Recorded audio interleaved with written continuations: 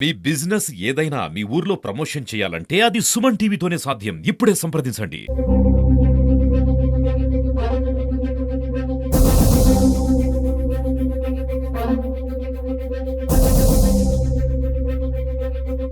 చిత్తూరులో గంజాయి గురించి ప్రత్యేక నిఘా ఏర్పాటు చేస్తున్నాము.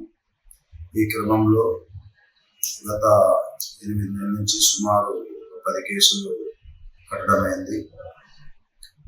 ఈ జనవరి నుంచి మన చిత్తూరు టౌన్లో ఒక 80% గంజాయి తగ్గుముఖం పట్టిందనే టైంలో మళ్ళీ మణికంఠ ఆలియాస్ మణి మిట్టూరుతుంది.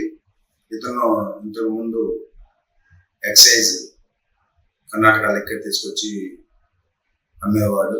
వాటిలో కూడా 6-5 కేసులు ఉన్నాయి.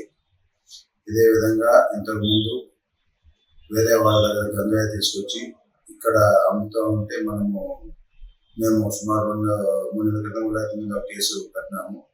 అప్పటి నుంచి మాకు పరారులో ఉన్నాడు. ఇతను ఏదో క్వారీ వ్యాపారం చేస్తూ ఉంది, చాలా వరకు లాస్ అయిపోయినాడని చెప్పేసి ఇంకా ఇప్పుడైతే గంజాయి ఎవరు తీసుకొచ్చి చిత్తూరులో అమ్మడం చాలా తక్కువైంది కాబట్టి ఇతను పోయి గంజాయి తీసుకొచ్చి అమ్మితే ఎక్కువ లాభం వస్తుందనే ఉద్దేశంతో 7వ తేదీ ఇక్కడి నుంచి బయలుదేరి ఇచ్చాపురం పోయినాడు.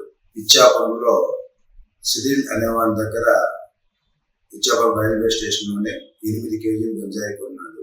ఆ 8 కేజీలు గంజాయి తీసుకుని నిన్న చిత్తూరుకు వచ్చినాడు. ఇతని మీద కొద్దిగా నిఘా ఉంచడం వల్ల మా ఇన్ఫార్మేట్ ద్వారా చిత్తూరుకు మళ్ళీ తీసుకుని వచ్చినాడనే చేయడంతో ఈరోజు అతన్ని అరెస్ట్ చేయడమైంది.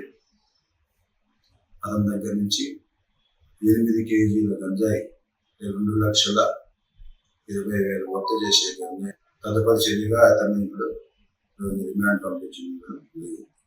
ప్రజలు తెలియజేయడం అంటే ఎవరైనా కానీ ఎక్కడైనా కానీ ఈ గంజాయి పేకాటలు ఆడుతున్నారనేసి ఏదైనా సమాచారం ఉంటే దయచేసి పోలీసు వారికి తెలియజేయకుండా